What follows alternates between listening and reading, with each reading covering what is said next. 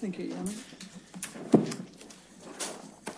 You'll be aware from yesterday's evidence from the young people of the many placements that they and their peers had, and they described the placements as coming about through breakdowns, and one, or at least one of them, said that the breakdowns were partly they wanted to move and partly that the carer or the system in some way wanted them to move, and that was a significant impediment to forming relationships.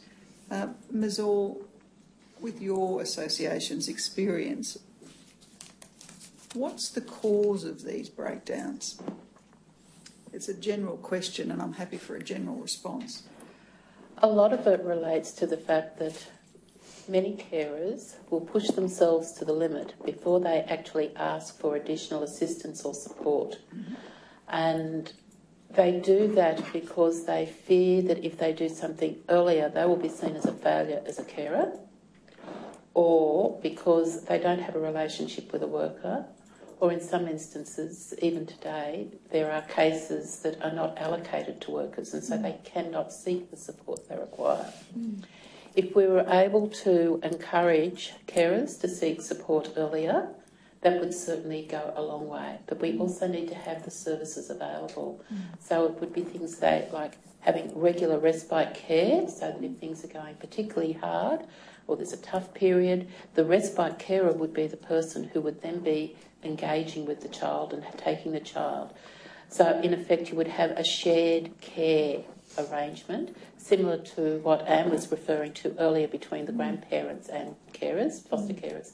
And this sort of thing I've seen work very effectively in many sort of scenarios, whether it be kinship care placements or whether it be foster and foster or residential and foster. Mm. So it can be used that way. That's the first thing.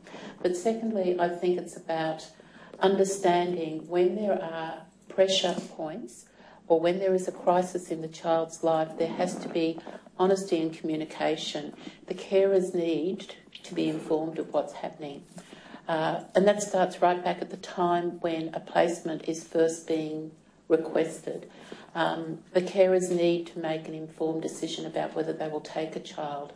Withholding information about, say, a child's previous sexual abuse history in the hope that the carer will just say yes, particularly when a poor worker, say at 5 o'clock on a Friday afternoon, has got no other options, really isn't fair to the carer or to the child, because that child is not going to end up staying in that placement. Just from a very personal perspective, I can remember at one stage there was a child who was brought to us late on a Saturday night by a stepfather. And when I went to the door to greet the stepfather and the child, I was carrying a baby in my arms. And the stepfather said, "Oh, you've got a baby. He can't be anywhere near babies. That's why he's being put into care now." And then went on to explain why. So we did take the child over the weekend. The child could not stay after the Monday, though, because we couldn't put the baby, who was also in care, at risk, or the other young children we had in our home. And it's about this sharing appropriate information to keep all children safe, not just the child who is coming into care. So there is a big issue around that sort of work that needs to be done within the sector. In addition to that, we need to also be quite in tune to when a child does, or young person actually has a crisis of some form, the sort of support and services that are required by carers at that time is not just to talk about it, but it's usually somebody to provide additional services or additional funding, or to come in and be an extra set of hands in the home.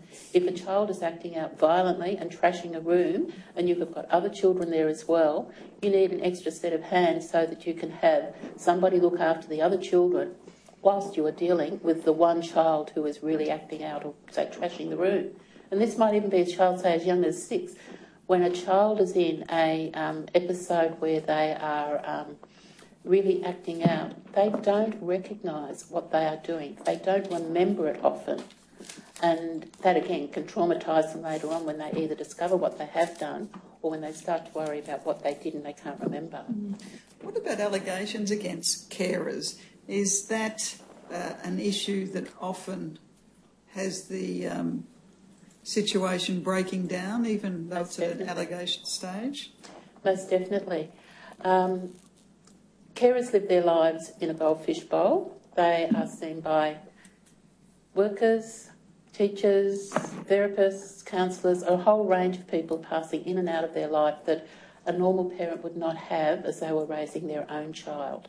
So there are lots of opportunities for people to see things that may or may not appear to be appropriate. The last thing we want for any child who is in care to be further abused, and any carer who did that, if they had got through the screening process, doesn't need to be kept. They need to be got rid of pretty quickly. But let's just talk about allegations for the moment.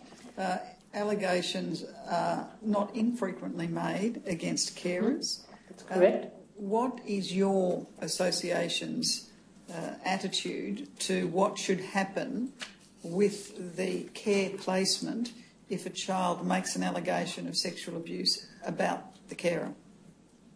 It needs to be investigated immediately. It may be that the child needs to be removed immediately. When you say it may be and it needs to be investigated immediately, the investigation won't take place quickly. It rarely does. Should the child stay in the placement if the child has made that allegation, or should the child, on making the allegation, be moved? I don't think you can have a blanket rule. I think you do need to have the expertise and the insights of the worker who may be involved, and anybody else who may be familiar with the situation. You could have a situation where, say, a child, and I'm thinking of a case that I'm aware of not so long ago, where a child with an intellectual disability had been learning about sexual abuse and sex education and the whole thing. They got it quite confused and came home and said Daddy had done so-and-so to the teacher the next day. Daddy hadn't done anything, as it turned out, but this child had mixed all the messages and had made an allegation. So now, that's the sort of thing you need to have input from professionals about. Yes, but what you're saying is that someone has to assess the allegation to determine the safety of the child. That's correct. And is that assessment done by somebody outside of the care placement or within it? I think it has to be outside. You need to be transparent about this sort of thing, and they can only work on the information that is available to them at that time, and recognise that there's a full process that has to be carried through. In your experience, when such an allegation is made, who makes the assessment of where the child should be? I've seen a range of different people, from agency workers to departmental workers, to the caseworker in either the agency or the department, right through to a very senior officer. And my personal preference is that it not be anybody who is associated with the actual placement. So not the caseworker, not, say, a support worker to the placement. It has to be somebody who has got the skills and the training to understand trauma-informed sexual abuse and the issues associated with it, and who can look at very quickly the elements of the placement to make sure that the child is going to be safe and they can assess the allegation that's being made. Is it your experience that carers who are the subject of an allegation that's ultimately not substantiated tend to leave the system? Many do. What's your experience, Ms McLeish? I think the children should be removed immediately for their own safety, and then we'll have the assessment after. But our argument is that even if the allegation isn't proven, there's something seriously wrong with that placement, and we need to investigate it fairly seriously, because it's not working for everybody if the child is making those allegations. I think that the assessment should be done by people who have not been close to the case up to this point, but include the people who have been close to the case. The external assessing people should also include somebody who's expert in child development, these allegations are often so serious in their long-term consequences that it's not all right for bureaucrats or even the law to be making those assessments. We need people who can really focus on the child and look at this from the child's point of view. Is it your experience that allegations are made against grandparents? We have a few cases, very few indeed. In fact, I think I can think in all the years only two that we've been informed about by our networks. And in both cases, I wasn't sure whether the allegation was founded or not, but in both cases I thought that the decision to remove the children immediately was the correct one. Were the children ultimately restored if it was not substantiated? No. Was the allegation substantiated? Two of them are ongoing, but the children haven't been restored. And one grandfather in particular is so angry about the whole process that I don't think the children should go back there even if the allegation is not founded. Can I just turn now to... Angry about the whole process that I don't think the children should go back there even if the allegation is not founded. You've been seeing, and also the number of carers and others that you're training. What sort of waiting list do you have, particularly in relation to children, for your services?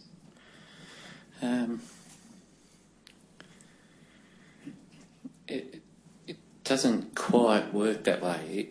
The question is how many children out there don't receive a therapeutic response in out-of-home care, because the system doesn't necessarily refer to a service. The service is integrated into the out-of-home care system. So, let me ask it a different way for you. Yeah. How many people do you know who are wanting to use your service but can't because you haven't got the resources to do what you do? Well, depending on what the service is, we could have a 6-month waiting list for children who've experienced trauma and are living with their family or living in out-of-home care. So in some places it's up to 6 months. In other places we're only able to provide, or we're only involved with, say, up to 30% of the children in out-of-home care. So there's a whole chunk of children who aren't part of a therapeutic out-of-home care response. The original question, one of the questions you asked before was an important one, is why do placements break down? On the assumption that placement breakdowns, or at least placement changes, increases the vulnerability of children because they don't have a stable set of relationships around them to be able to disclose. And there is evidence now that clearly shows what helps placements not break down. And it's a therapeutic care response. And for us, what that means is having a children's organisation that understands the impact of trauma on children, partnering with an agency that provides out-of-home care and bringing the best of two traditions together, being able to train carers to understand what trauma means to children, but then being able to, on a small scale, almost 12 to 14 children at a time, working intensively with those carers to understand how to translate what they've learned into practice, into the reality of caring for children. And as well, the third element to that is being able to have a care team approach where you bring together all of the people that are involved in a child's life and be able to plan ahead for decisions that need to be made. Those three elements are what therapeutic care is made up of, and it's staying ahead for decisions that need to be made. Those three elements are what therapy program running for 15 years, and we've seen very small placement changes in those as a result. Very strong connection, very strong sense of belonging, and improved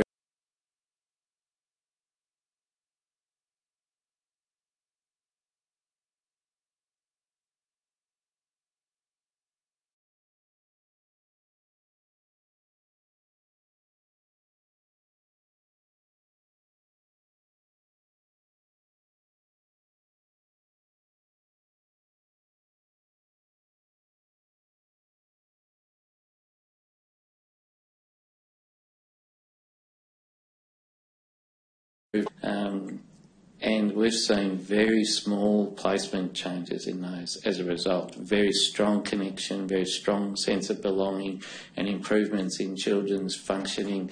Down, how can we improve stability? And to do that, I think there is evidence that can tell us what it is that makes placements stick for children. And some of those changes, that approach isn't widespread. And it needs to be more widespread across the country. On top of that, we need to have a decision-making framework within child protection that focuses on stability. It's not only that the placements themselves break down, but it's the decision-making of courts and decision-making of child protection that often disrupts placements, if you like, or disrupts the stability of experiences for children. So they're the elements that we know that there is evidence now to show how you can make a placement last.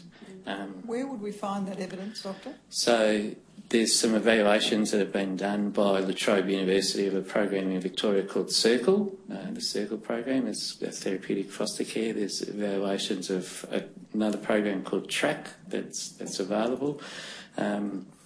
There's some evaluations of therapeutic residential care. There's evaluations of another program called TRACK that's available, similar to those in other jurisdictions. So there is, you can find evidence now, the basic building blocks of what makes out-of-home care better for children and increases the opportunity for those stable relationships to form, which are the protective mechanism for, if you like, for a whole range of abuse, but sexual abuse as well.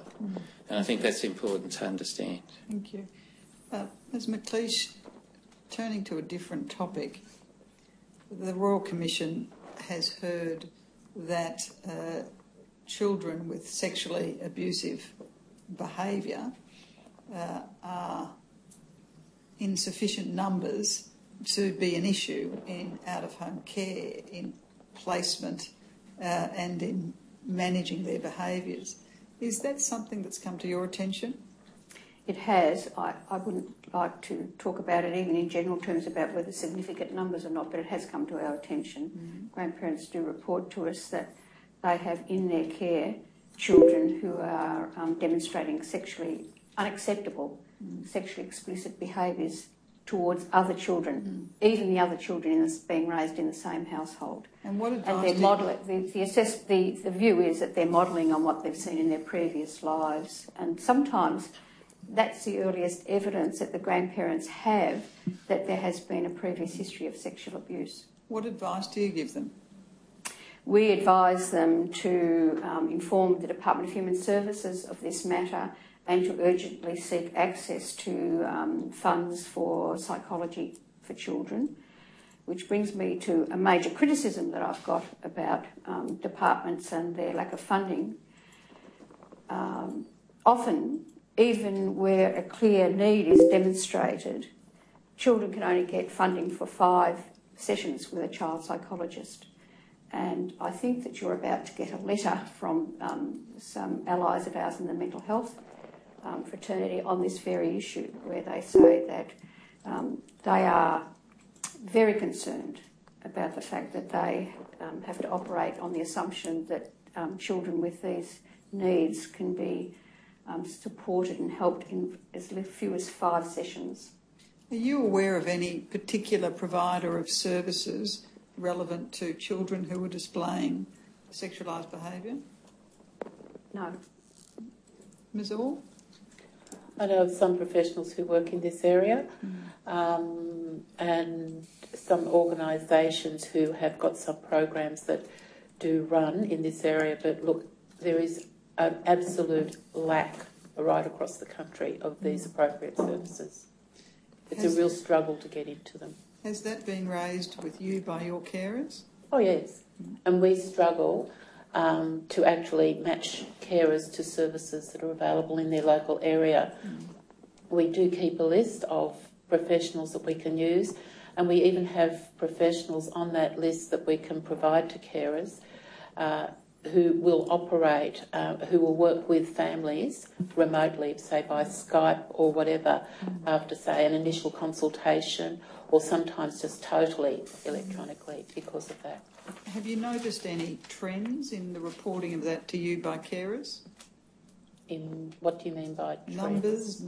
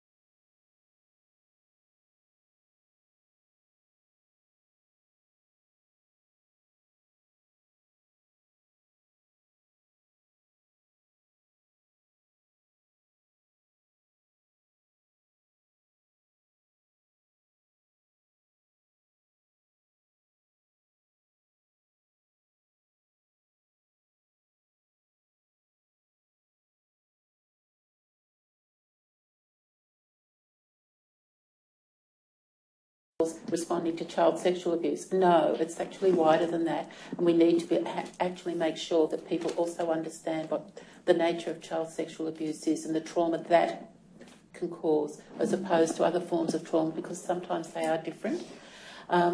We need to be able to look at the therapeutic arrangement that's in the placement, how we can support the carer to provide the follow-on service and wrap that around the child on a 24/7 basis when they may not be in, say, a formal therapeutic counsellor or therapist relationship.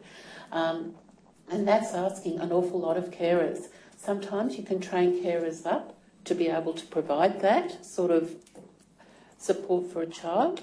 Sometimes it is necessary for that to, say, be shared care or for the child to be moved to another place.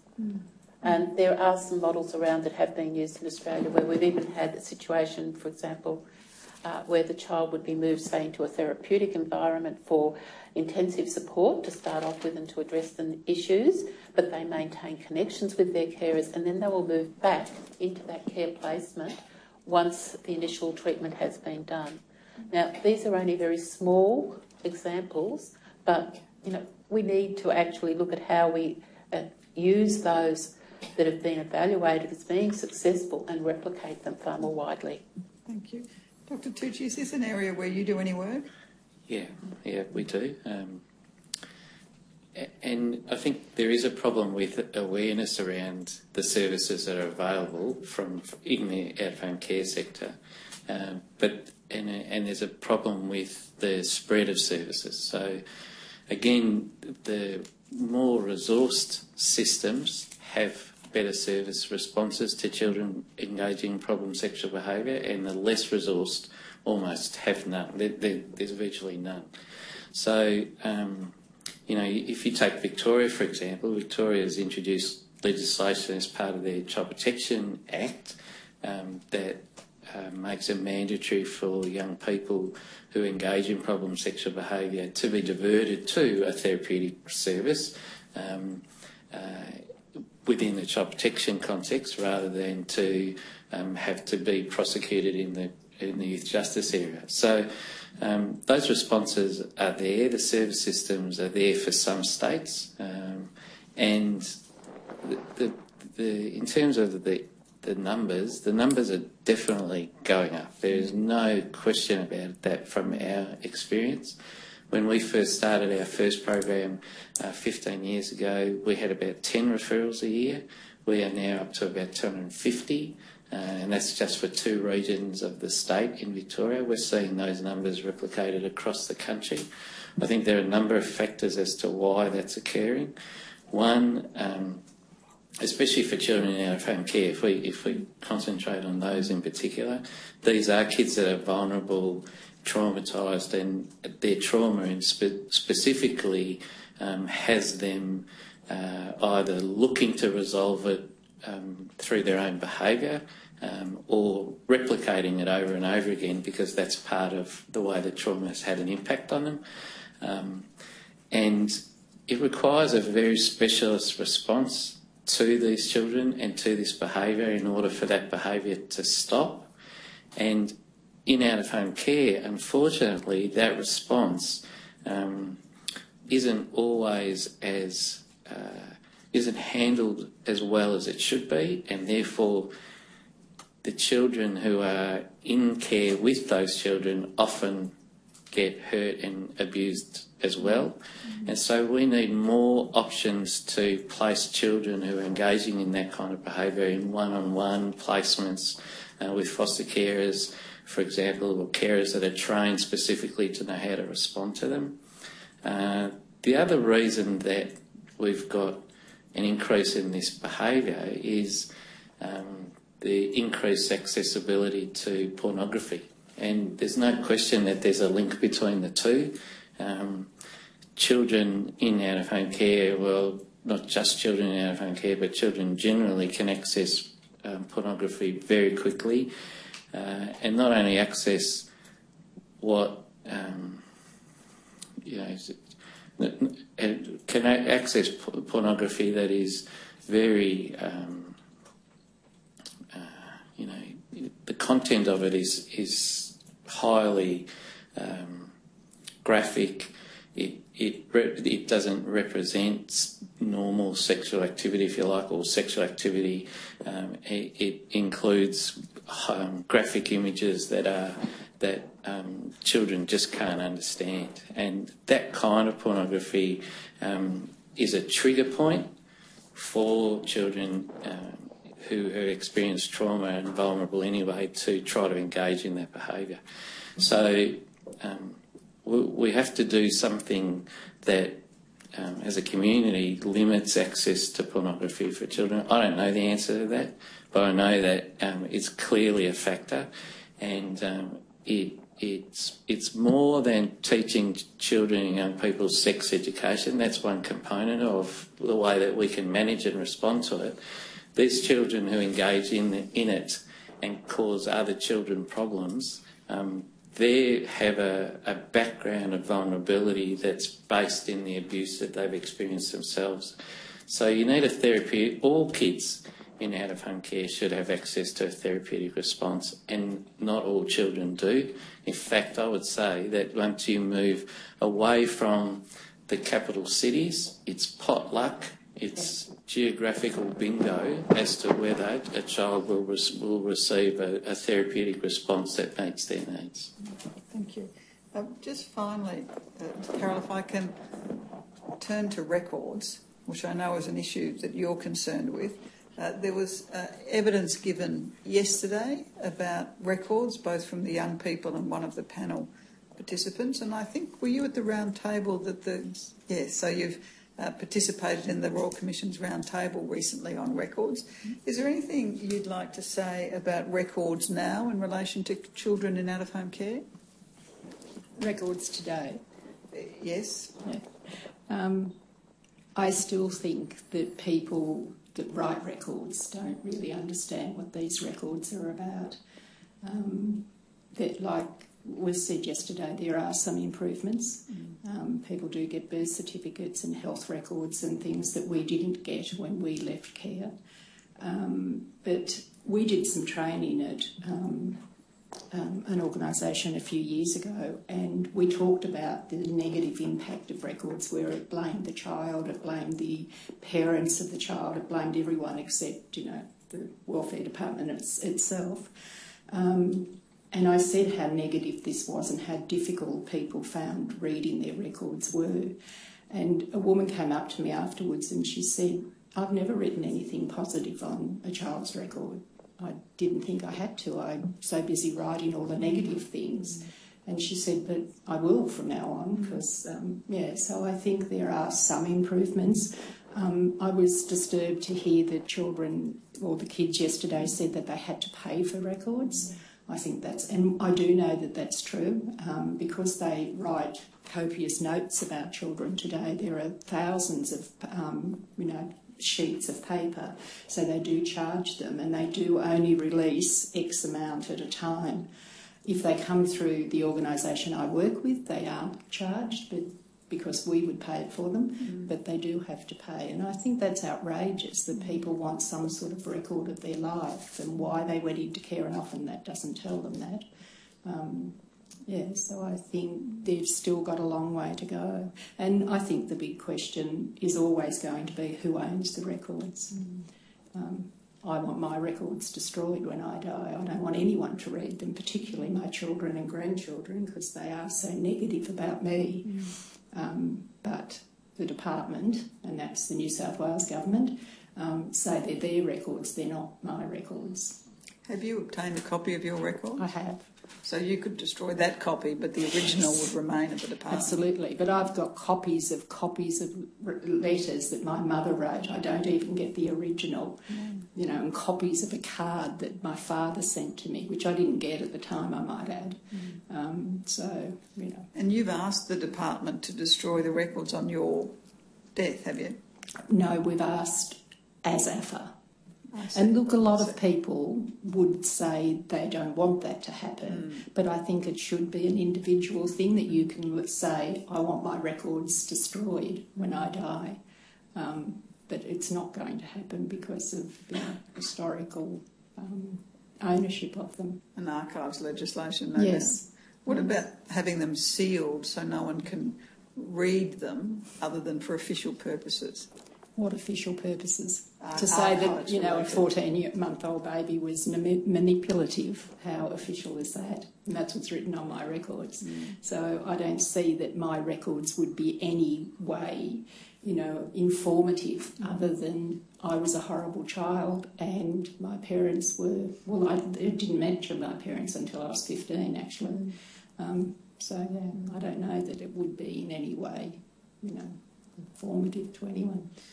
So your view would be that care leavers should have the choice of those files being destroyed, the originals, on the death of the care leaver? Yes, I do think that. Thank you. I've nothing further. Thank you, Ms Furness. Just a few matters, if we can. Can I start with you, Dr Tucci, and take you back to something that you were talking about earlier this morning, which was about the... in the context of answering a question generally about recruitment and assessment, you said that the policy framework for the agency or the department was critical. Critical as in important and central is how I understood that answer to be. I want you to elaborate on that for us, please, as to why you say that.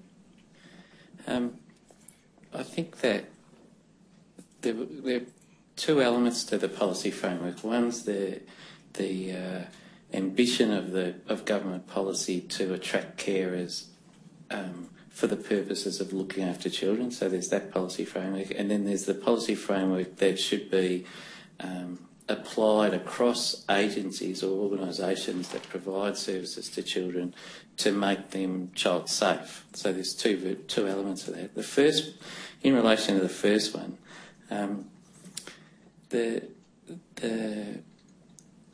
it's the policy framework for some governments has changed in out-of-home care to focus on stability.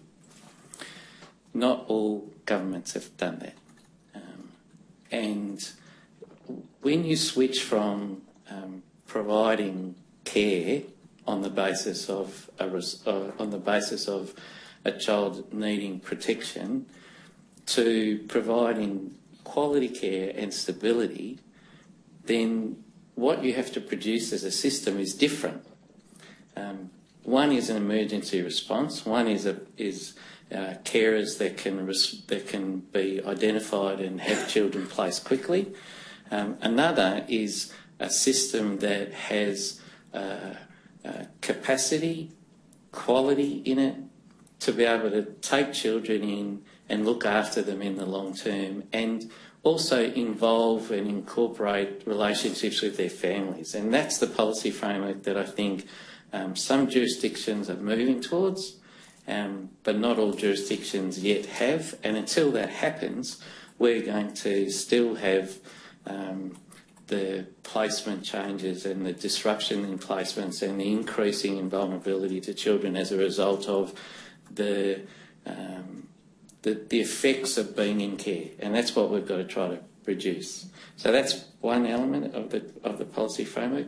The other policy, the policy framework around child safe organisations, I think is, there's still no clear direction they're only from government as to what constitutes a child safe organisation. It's clustered around working with children checks as being the primary driver of outcomes, and yet that doesn't speak to the culture of the organisation.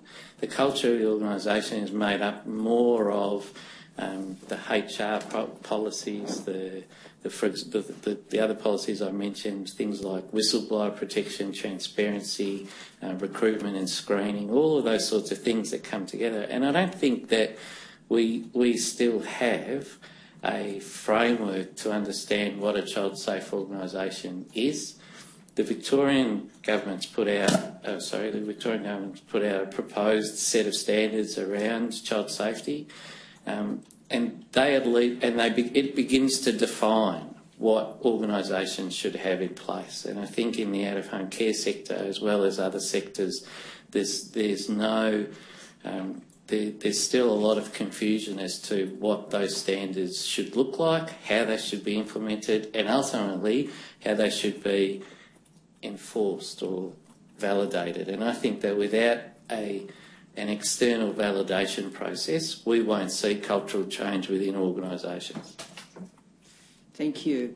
Which brings me to the next question, and it's another effective policy framework question directed to you, Ms McLeish, as a result of one of the answers that you gave in the context of talking about kinship carers, that you said to us that you thought that all assessments of kinship carers should be built to meet the standards of the national framework. Yes. Now, implied in your response is your assessment that that's currently not so. That is not so. Is that correct? That is not so. So I just again wanted to draw you out on that about why. I mean, you've now answered your assessment that you don't think that that's so, and just to expand on that, where you get that assessment from and why you think those national standards aren't being met in the area of kinship care. I think that standards aren't being met because since the day that COAG agreed to them, they have not been properly implemented. There is far too much time that's gone by now where they weren't given enough attention. Even at a state level, the state governments, once they'd signed on them, seemed to me to just put them aside while they got on with the other business. That there was... And I think that part of the reason that may have happened is that they are too general. So you can do almost anything that you like at a state level, a state policy and practice, and argue that you fit within the national standards. Now, policy and practice around the country is not up to par in our view, and so you shouldn't be able to use the national standards to applaud and endorse inadequate practice. So I think that these national standards have to be reopened. They have to be the subject now of a much broader consultation than they were when they were even originally developed. and they need to be reissued.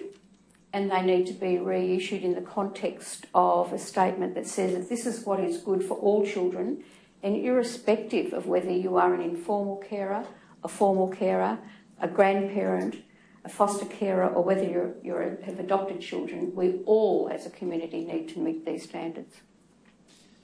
Thank you. I don't know if you wanted to comment on that, Dr. Tucci. It sounds consistent with what you were saying. Yeah, and ultimately with kinship care, and our experience is that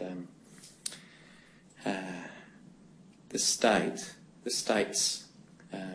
view family placements differently to formal placement arrangements, and because of that, because it's seen as an arrangement that is supported by the child's family, doesn't require the same level of scrutiny as a foster family or kinship or residential care placement, and that, like Anne said, is not right.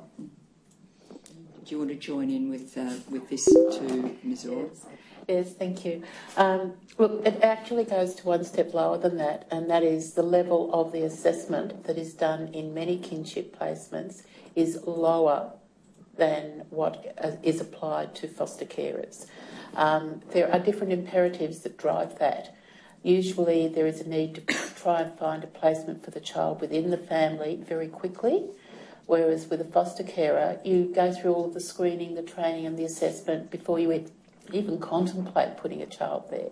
So it does mean that there is a risk associated with putting the child in the family before all of that is done. And clearly there are times when that risk is quite low, but at other times it's unacceptably high. The issue, though, is that the kinship carers on the whole, and I'm not picking on any one jurisdiction, but on the whole, the checking sometimes is quite cursory. Things like working with children checks don't occur for quite some time, and occasionally not at all. Training, even in the needs of the children or how to work within the system, as in a legal and ethical framework and what is expected and not expected or acceptable, just doesn't occur.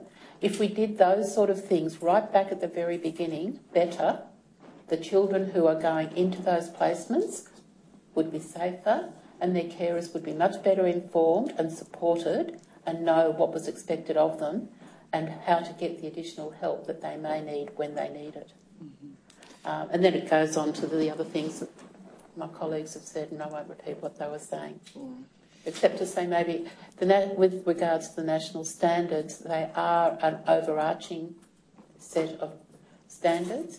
We can't measure everything, and maybe what we need to be doing is looking at something that has to be supplementary to it. I'm not sure that I would agree that they should be reopened and reworked, because I don't believe that that would be appropriate at this stage. Do you want to offer an alternative? I think that there could possibly be some scope for unpacking some of the work around not only child sexual abuse, but some of the other issues associated with all types of abuse and neglect and therapeutic care. But I prefer to take that on notice and expand on that more if you'd like some more information. Thank you. On a separate topic, following on from what Ms. Carroll had to say today about record keeping, and indeed what the Commission heard yesterday and on previous occasions about record keeping generally, we just take this opportunity to raise that topic with you in two areas, both the amount of information coming in, I think you referred to it as the sharing of information, the amount of information coming in with the child or young person coming into foster care or kinship care, and the relevance of that. And then the second part is about the information that's being maintained for the child or young person and available to them in their later years. Mm-hmm. So can I start first with that issue of what you want to say to us about the impact of the paucity of information I think you touched upon earlier coming in for children and young people, and its impact on the placement. If a carer is not adequately informed about the needs of a child when the child first arrives, firstly, they can't be sure that they can meet the needs of that child who's coming into the placement. But in addition to that, if there are other children in the home, whether they be birth children or whether they be other foster children, they have a duty of care to make sure those children stay safe.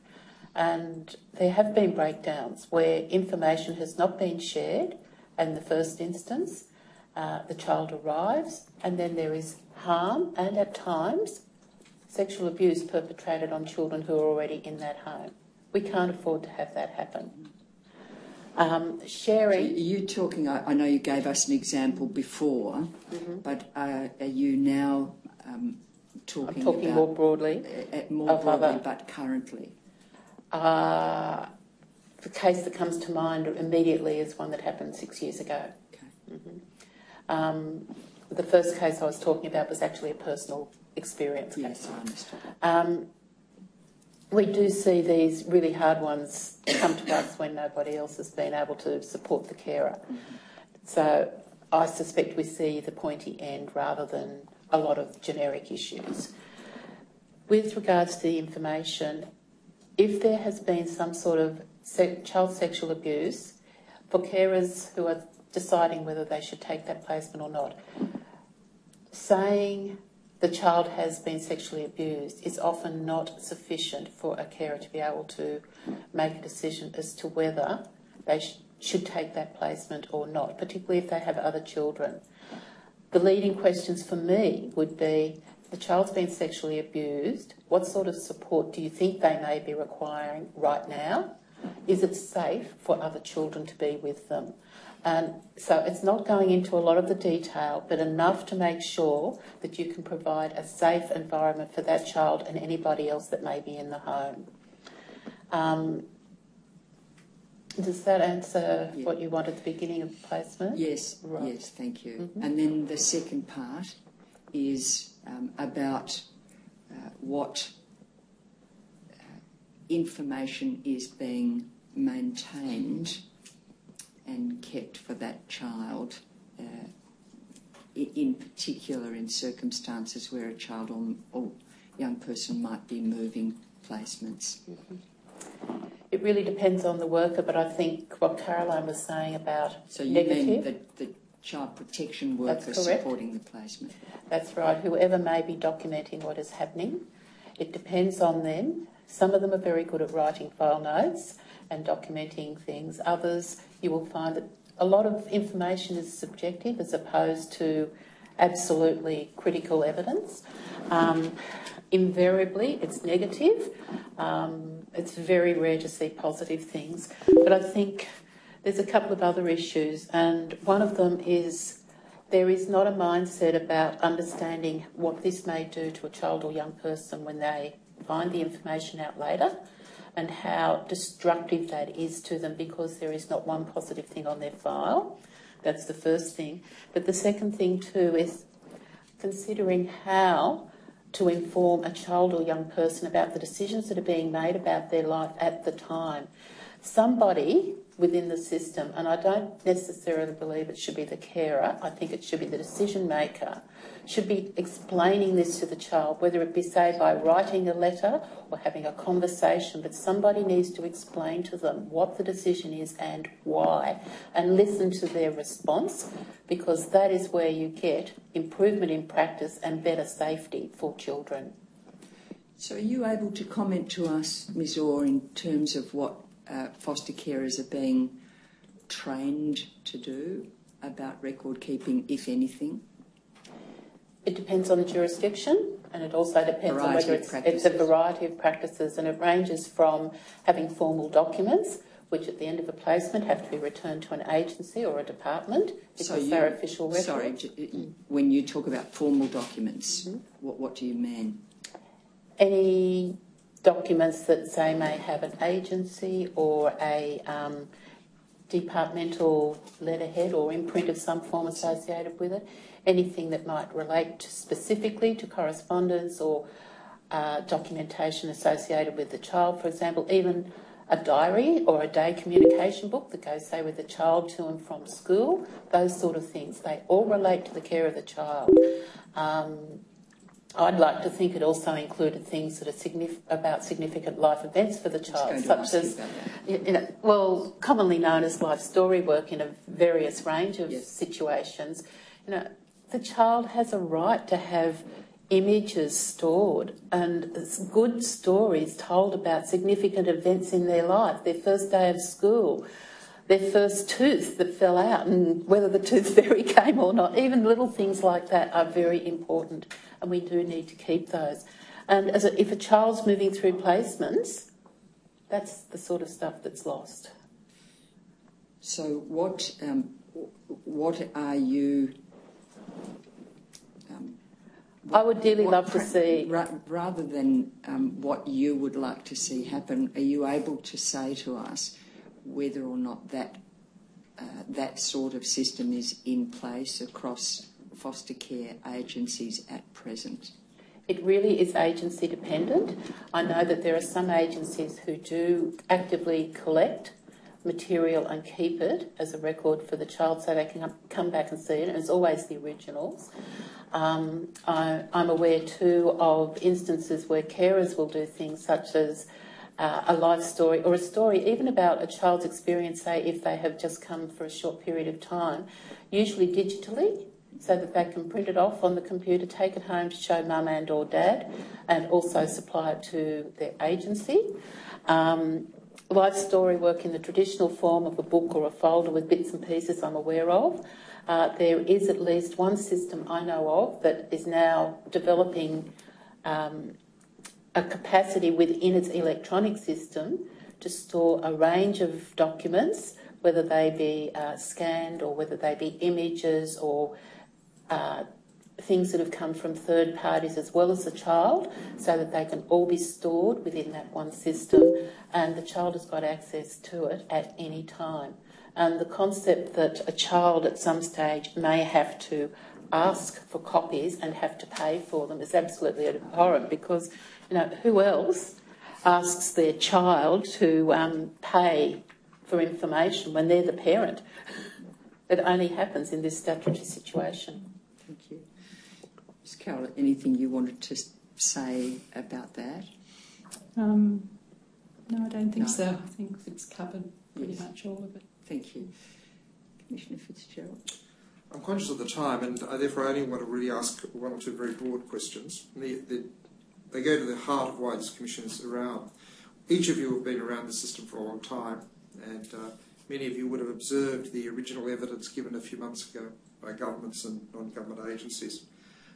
My question is really today, vis-a-vis a decade ago, given the enormous amount of activity, inquiries and initiatives that have been instituted over that period of time, are children that enter foster care today, kinship care, in a safer place in relation to the very issue at the heart of this commission, that is sexual abuse?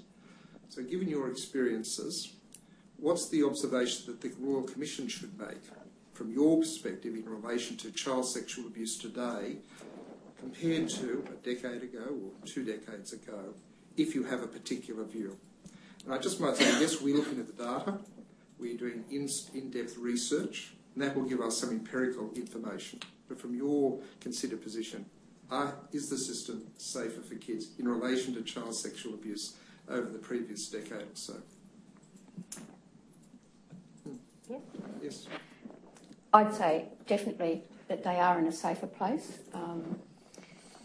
I can only speak, of course, with real detail from kinship care, but I think that they are in a safer place in all forms of out-of-home care. The one area, once they enter kinship care though, the one area that re-delivers them to harm is this whole question of access visits and reconciliation with parents. I think that the courts need to be a bit more thoughtful about making access visit orders and reconciliation orders without mandating that they are monitored to make sure that the children are safe.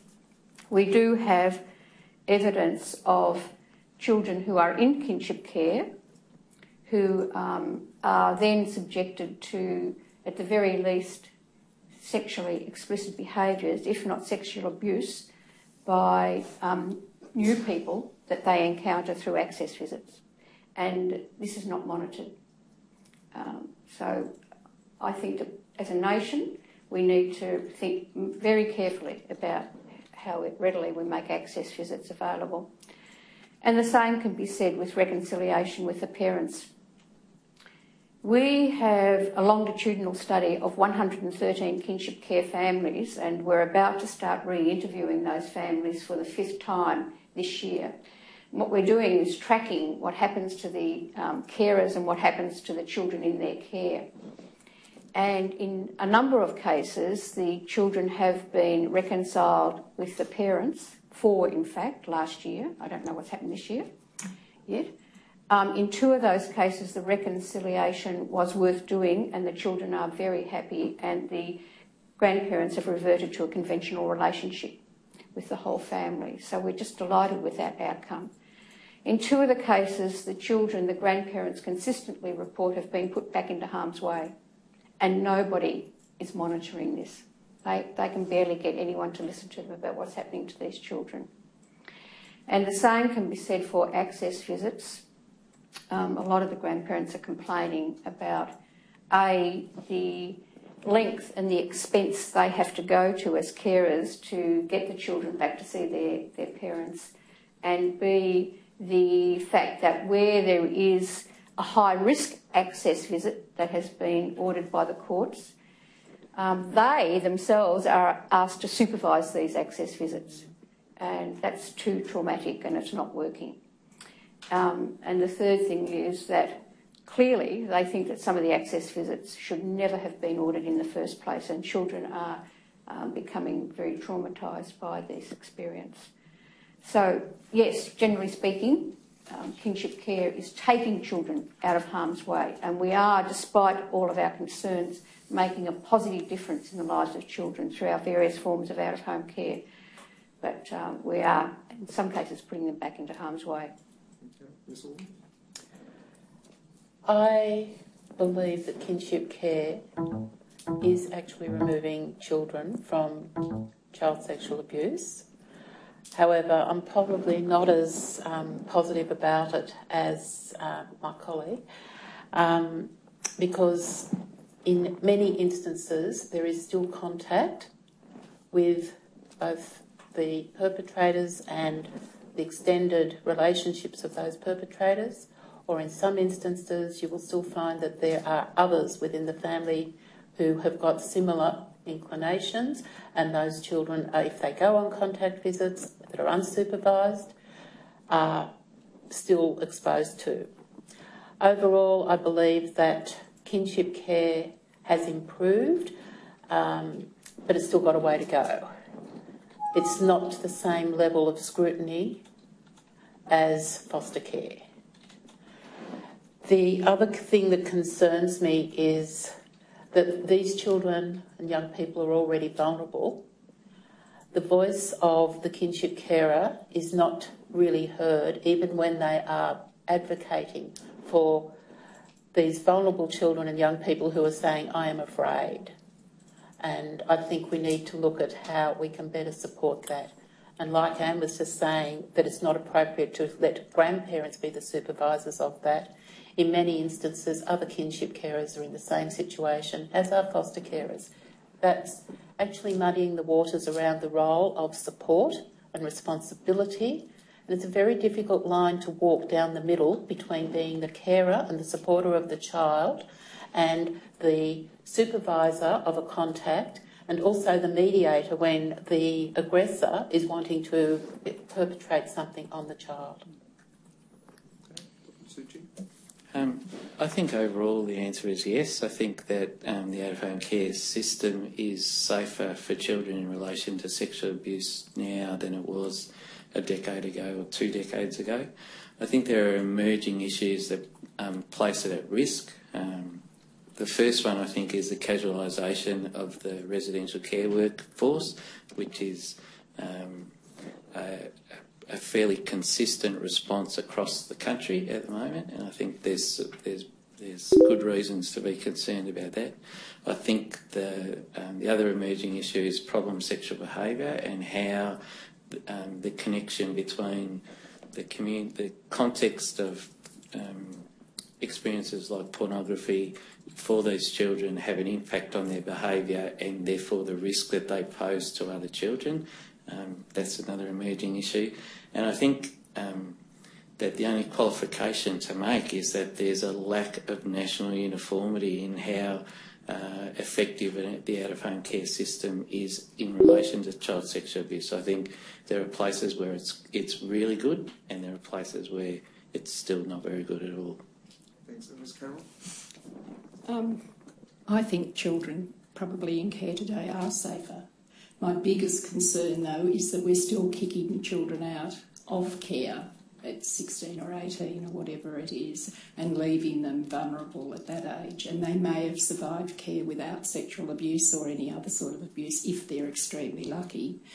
But that will often happen when they've been kicked out and they're on their own. I think it's appalling that we put our most vulnerable children on the streets, literally, when they're so young, with no supports. I think if people put their hands up to look after children, they look after them for life. Thank you very much. Thank you. Nothing. Ms. Furness? Nothing, thank you. So thank you very much to this morning's panel. Thank you for your insights of great assistance to the Royal Commission, and you're otherwise excused, and we'll commence with a new panel at 2. Thank you, Your Honour. Thank you.